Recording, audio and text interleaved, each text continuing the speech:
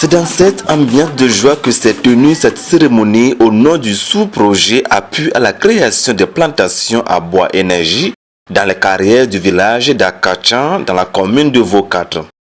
L'événement a eu lieu le 26 décembre 2025 dans l'enceinte de l'EPP du dit village en présence des autorités administratives, traditionnelles et des corps habillés. C'est un projet déjà réalisé. Nous devons faire le lancement avant de faire la réalisation, mais compte tenu de la pluviométrie, nous avons préféré mettre en place les plantations. Le projet lui-même constituait à restaurer les anciennes carrières de phosphate en créant des forêts à caractère bois énergie. Il fallait restaurer cette terre avec des essences à croissance rapide pour créer une forêt communautaire dans ce village et permettre à cette communauté de trouver du bois énergie. Le projet LKC nous a accompagnés à restaurer 10 hectares de plantation avec les essences à croissance rapide telles que le sénat, le caillat, la cassia auriculae.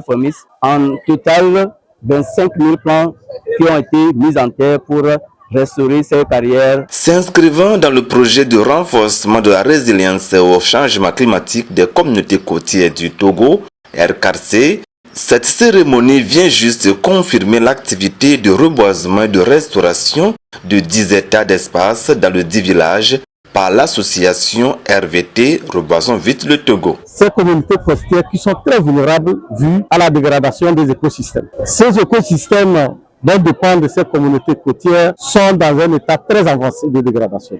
Donc il faut les réhabiliter. C'est dans ce cadre que le département a initié le projet RKTC qui a été financé par le FEM, le Fonds pour l'environnement mondial, à travers la FAO, le siège du Togo. Ces ONG ont postulé et il y a une sélection rigoureuse qui nous ont permis de sélectionner des ONG parmi lesquelles RVT. Le lancement devait être fait en juillet, mais vu les aléas climatiques, ils se sont mis pour la mise en place des plantations. C'est pourquoi aujourd'hui, c'est une sensibilisation sur la gestion durable des carrières qui sont en train de réhabiliter. Au cours de cette cérémonie, une remise de kits pour la production de farine de manioc et de tapioca a été faite à l'endroit des femmes. Quand nous parlons de ce projet qui est appui à la création des forêts à caractère bois énergie, nous ne regardons pas la forêt elle-même, mais nous regardons autour la communauté elle-même. On renforce leurs capacités. Donc nous avons diagnostiqué avec la population elle-même que les mamans utilisent plus le manioc. Ils font la culture du manioc et ils transforment les manioc en gari et tapioca. Pour pouvoir réussir ce projet, il fallait les intégrer dans le processus. Donc les kits qu'on les a remis les permettront de produire rapidement et intensement le manioc et de le transformer en gari et tapioca pour au moins, en les mettant sur le marché, elles puissent avoir plus de revenus et s'autosuffire. À titre 2000, nous formons un groupe. Nous avons gagné un groupe. Nous